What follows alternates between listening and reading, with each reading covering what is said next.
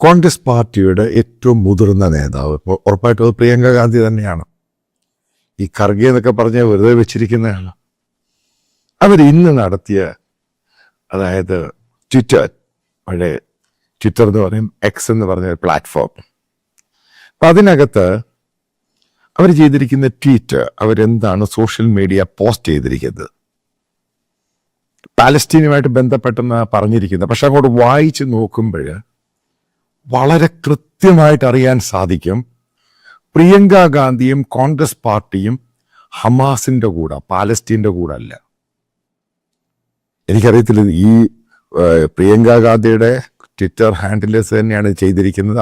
അവരുടെ അനുവാദമില്ലാതെ അതിനകത്ത് കയറി ട്വീറ്റ് ചെയ്യാനും പറ്റത്തില്ല.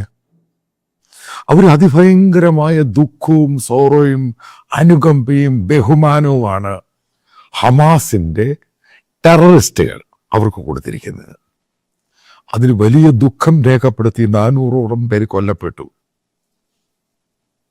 ഈ 400 പേരില് വ്യക്തമായ കണക്കുകൾ ഇന്റർനാഷണൽ മീഡിയ ഒക്കെ റിപ്പോർട്ട് ചെയ്തു.